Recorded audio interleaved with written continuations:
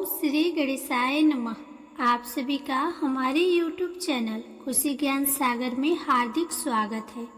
प्रिय श्रोतागण, आज बुधवार के दिन आइए सुने गणेश जी की पौराणिक कथाएं और साथ में सुनेंगे धन समृद्धि प्रदान करने वाली, बरकत देने वाली माता अन्नपूर्णा की कथा। तो इन कथाओं को श्रद्धा और भक्ति के साथ पूरा अवश्य सुनिएगा। प्रेम से बोलिए श्री गणेश भगवान की जय। बहुत समय पहले की बात है। एक गांव में एक भाई बहन रहते थे। भाई बहुत गरीब था, पर उसकी बहन पैसे वाली थी। जब बहन के ननद का विवाह था, तब बहन ने ना तो अपने भाई को विवाह में आने का निमंत्रण दिया और ना ही कोई चिट्ठी भेजी। भाई को बाहर वालों से पता चला कि उसके बहन के ननद का विवाह है। भाई ने अपने गांव वालों को बताया। तब गांव वालों ने अपने घर से चुनरी, बिछिया और साड़ी जैसा जिनसे बन पाया कन्या के लिए दिया। भाई सारा सामान लेकर बहन के गांव पहुंचा। बहन के घर जाने पर बहन की देवरानी बोली, भाभी जी, आपके भाई आए हैं। बहन ने पूछा, कैसे आए हैं और क्या पहना है? तब देवरानी ने कहा, पैदल आए हैं, फटी पगड़ी, फटी धोती पहने हैं। बहन बोली, मेरे ससुर हवेली के सामने दुकान में बैठे हैं, मुझे शर्म आती है। भाई को बोलो पीछे के दरवाजे से आए। भाई के आते ही बहन ने भाई को एक कमरे में बंद करके बाहर से ताला लगा दिया। एक तरफ लड़की का विवाह हो रहा था, गाजे बाजे बज रहे थे, अतिथियों को भोजन कराया जा रहा था और दूसरी तरफ भाई को कोई पानी तक पूछने वाला न था। तभी भाजे की बहू को दया आई और उसने दरवाजा खोल दिया। दरवाजा खोलते ही भाई वहां से भागा। 2 दिनों के भूखे प्यासे रहने के कारण उसे चक्कर आने लगे। रास्ते में एक गणेश जी का मंदिर था, वहां जाकर गिर गया और रोते रोते गणेश भगवान को अपनी व्यथा सुनाई और बोला, हे गणेश जी महाराज, आज मेरी गरीबी के कारण से मेरी सगी बहन ने मुझे धिक्कार दिया। घर जाने पर मेरी पत्नी, मेरे बच्चे जब पूछेंगे कि विवाह से क्या मिठाई लेकर आए हैं, तो मैं क्या जवाब दूंगा? तब गणेश जी को उस पर दया आ गई और गणेश जी भगवान बोले, मेरे बगीचे से ककड़ी और तरबूज तोड़कर ले जा। तब भाई ने ककड़ी तोड़कर झोला भर लिया और अपने घर गया। घर जाते ही बच्चों ने पूछा, पिताजी, बुआ के यहाँ से हम लोगों के लिए क्या लाए हैं? झोला खोलते ही छोटे तरबूज सोने के गेंदे में बदल गए। बाकी तरबूज काटे तो उनमें से हीरे मोती निकले। पत्नी बोली, आप बहन के घर से इतना कुछ क्यों लाए हैं? आपकी बहन ने हम लोगों को बहुत ज्यादा दे दिया है। भाई ने कुछ भी जवाब नहीं दिया। गणेश भगवान की कृपा से उनके दिन बदल गए। भाई का काम धंधा जोरों से चलने लगा। धीरे धीरे गहने, कपड़े, रहने के लिए मकान बन गए।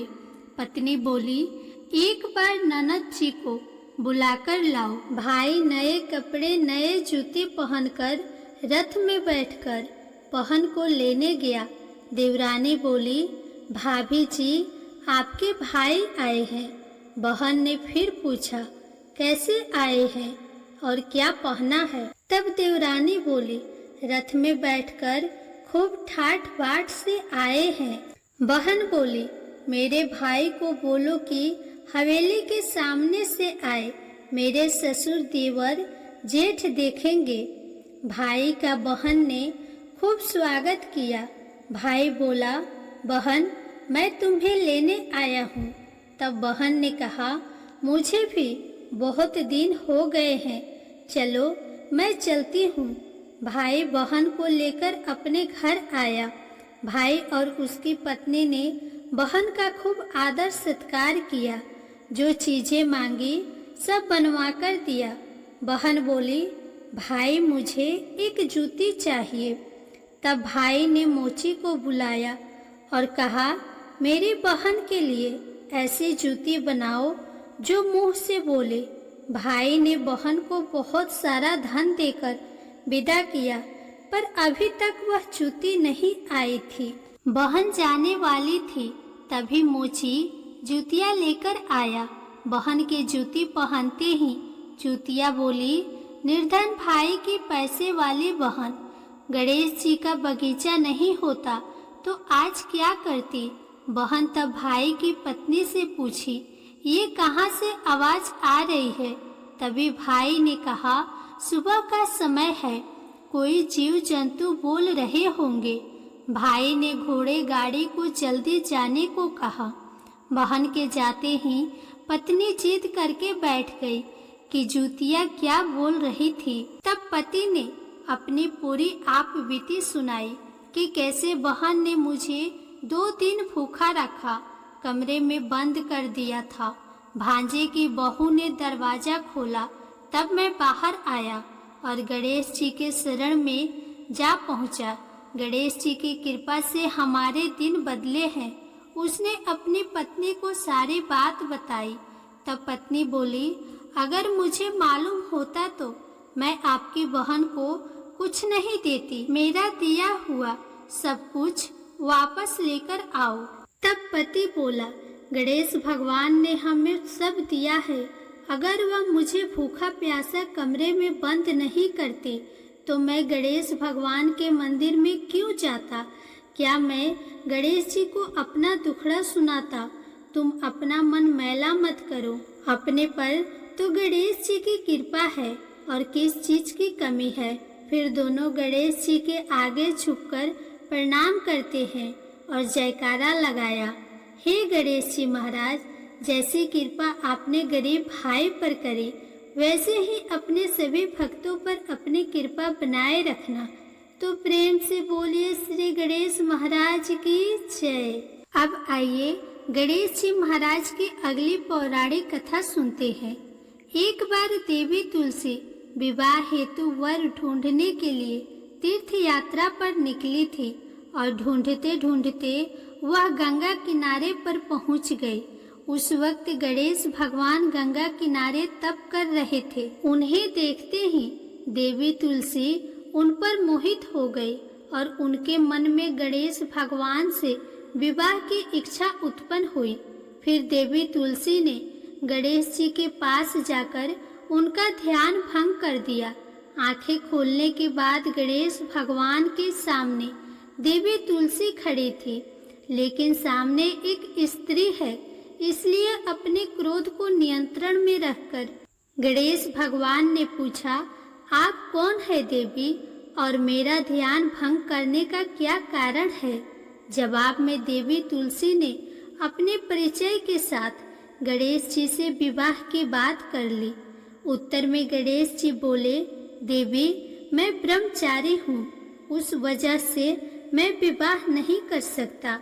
अपने विवाह प्रस्ताव के लिए ना सुनने के बाद देवी तुलसी क्रोधित हो गई और उन्होंने गणेश जी को श्राप दे दिया कि उनका ब्रह्मचर्य टूटेगा और उनके 2 विवाह होंगे।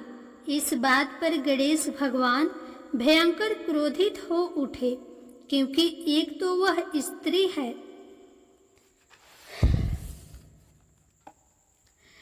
इसलिए ध्यान भंग करने पर भी गणेश जी ने कुछ नहीं कहा और इतनी विनम्रता से बात करने पर भी उन्हें श्राप दिया गया। फिर गणेश जी ने भी देवी तुलसी को श्राप दिया कि तुम्हारा विवाह शंखचूड़ नाम के असुर के साथ होगा।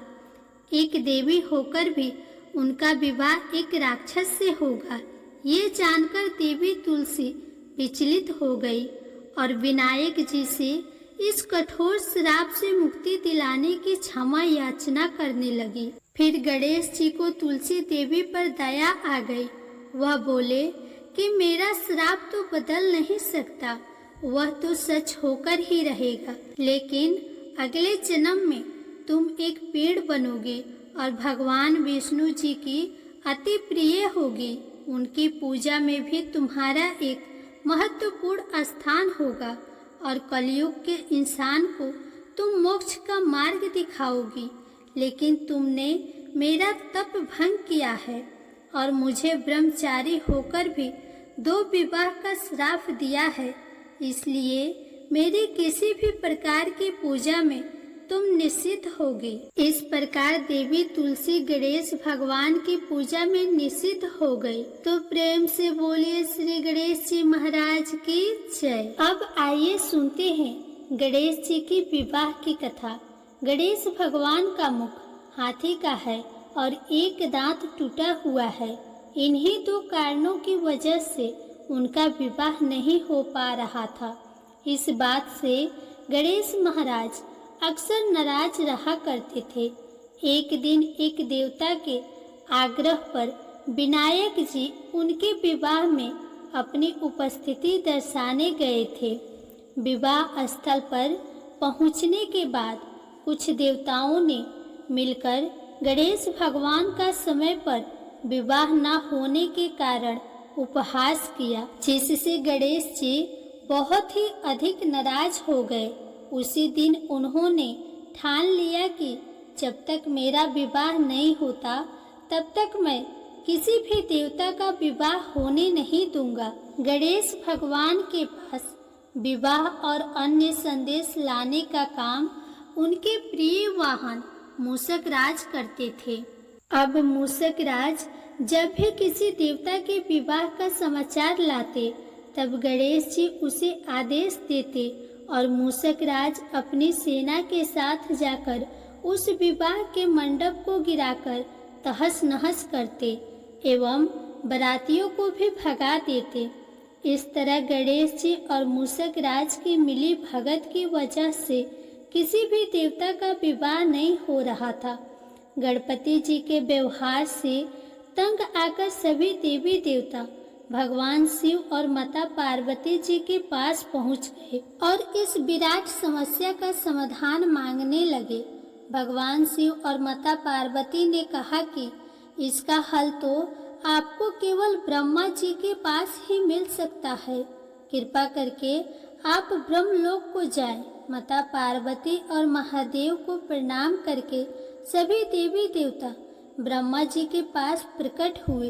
देवताओं की समस्या को ठीक से सुनने के बाद ब्रह्मा जी ने अपनी योग शक्ति से 2 कन्याओं का निर्माण किया। इन दोनों कन्याओं का नाम था रिद्धि और सिद्धि। वह दोनों ब्रह्मा जी की मानस पुत्रियां थीं। उन्हें लेकर ब्रह्मा जी गणेश महाराज के पास गए और उनसे अपनी पुत्रियों को ज्ञान एवं शिक्षा प्रदान करने का निवेदन करने लगे। ब्रह्मा जी का मान रखने के लिए एकदंत भगवान ने रिद्धि और सिद्धि को शिक्षा देना आरंभ किया। फिर उस दिन के बाद से जब भी मूषक राज किसी विवाह की खबर लेकर आते, उस वक्त रिद्धि और सिद्धि गणेश जी को अपनी बातों में उलझा कर रखती थी। इस तरह गणेश जी का ध्यान किसी और विषय पर रहता और दूसरी तरफ देवताओं का विवाह संपन्न हो जाता। एक दिन बुद्धि के देवता भगवान गणेश जी को यह बात समझ आ गई, लेकिन उनके क्रोध में आने से पहले ही ब्रह्मदेव अपनी दोनों पुत्रियों के साथ वहां पर प्रकट हो गए। रिद्धि और सिद्धि को सामने देखते ही गणेश जी का क्रोध बढ़ने लगा, किंतु विनायक जी के मुख से कोई भी शब्द निकलने से पहले ही भगवान ब्रह्मदेव ने कहा, आपने स्वयं ही मेरी पुत्रियों को शिक्षा दी है और अब मुझे इन दोनों के विवाह योग्य कोई वर नहीं मिल रहा। मेरी आपसे विनती है कि आप ही रिद्धि और सिद्धि से विवाह करके मुझे धन्य कीजिए। परम पिता ब्रह्मा देव जी की शांत वाणी को सुनकर गणेश का क्रोध शांत हो गया और वे उस विवाह प्रस्ताव के लिए हंसी खुशी राजी हो गए। विवाह के बाद अपनी दोनों पत्नियों से उन्हें 2 पुत्र प्राप्त हुए, जिनका नाम रखा गया शुभ और लाभ। तो प्रेम से बोलिए श्री गणेश भगवान की जय। आइए अब सुनते हैं गणेश जी की पूजा पाठ में सुनी जाने वाली अगली पौराणिक कथा। एक गांव में एक सेठ और सेठानी रहते थे। वे बहुत ही धार्मिक प्रवृत्ति के थे और वे गणेश जी के अनन्य भक्त थे। वे दोनों बिना चूके हर बुधवार को गणेश जी का व्रत रखते थे और शाम को ब्राह्मणों को भोजन कराने के बाद अपना व्रत खोलते थे। सेठ जी का काफी बड़ा परिवार था। वे सब आपस में बड़े प्यार और भाईचारे से रहते थे, लेकिन सेठानी और सेठ की कोई संतान नहीं थी। इस विषय पर परिवार और गांव के लोग आपस में बहुत बातें किया करते थे। सभी लोग सेठानी को बांझ बुलाते थे। ये सभी बातें सुनकर सेठ और सेठानी बहुत दुखी होते थे। एक बुधवार के दिन सेठ और सेठानी भगवान गणेश जी की पूजा संपन्न करा के मंदिर से बाहर आ रहे थे। तभी उन्हें सीढ़ियों पर एक छोटा सा बच्चा अकेले बैठा हुआ दिखा। बालक को देखते ही दोनों उसके पास गए और पूछा कि तुम्हारे माता पिता कहाँ हैं? लेकिन बच्चे ने अभी तक बोलना नहीं सीखा था, इसीलिए वह बोल ही नहीं पाया। पर दोनों सेठ और सेठानी बच्चे के पास शाम तक बैठे रहे। तब तक पंडित जी और सेठ जी और उनके नौकरों ने आसपास जाकर बच्चे के माता पिता को खोजने की कोशिश की, लेकिन उन्हें बच्चे के माता पिता या बच्चे खोने की कोई खबर ही ना मिली। फिर पंडित जी ने सेठ और सेठानी को वह बच्चा अपने घर ले जाने के लिए कह दिया। साथ में यह भी कहा कि अगर बच्चे के माता पिता यहाँ पर आते हैं तो मैं स्वयं उन्हें आपके पास ले आऊँगा। तब सेठ और सेठानी की खुशी का ठिकाना नहीं रहा।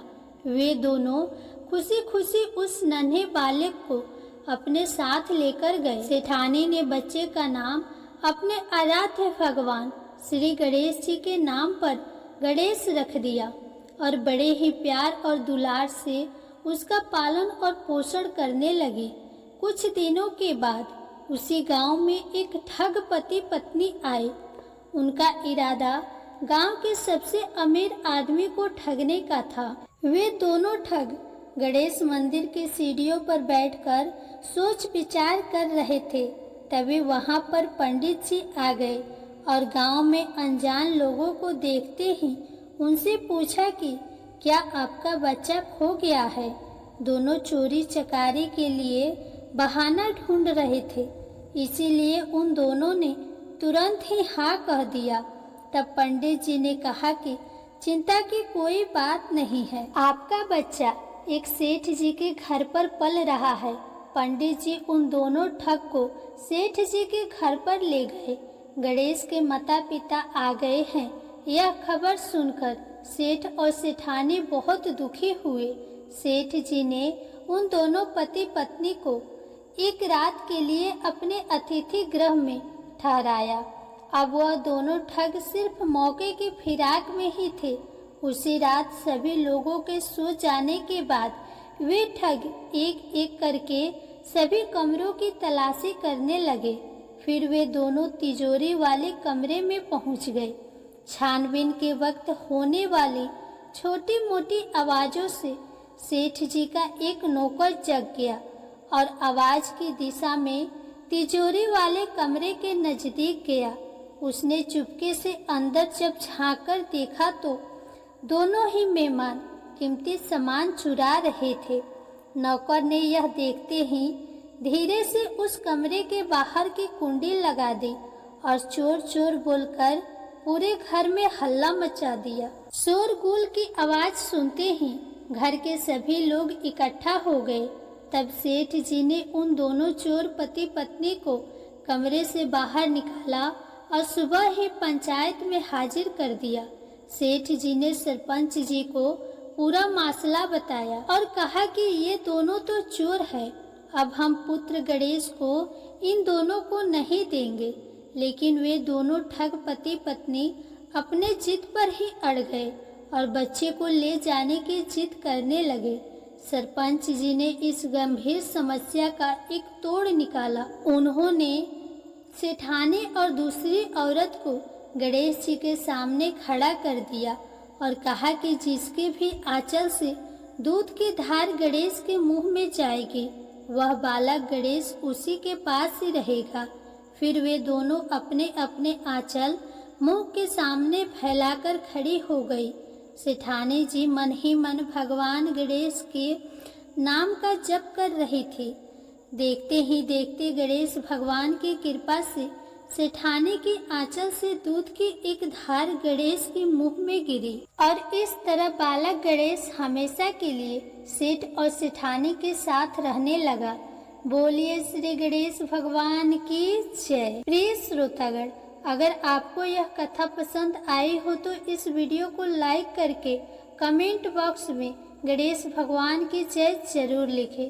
साथ ही चैनल को सब्सक्राइब भी कर दें।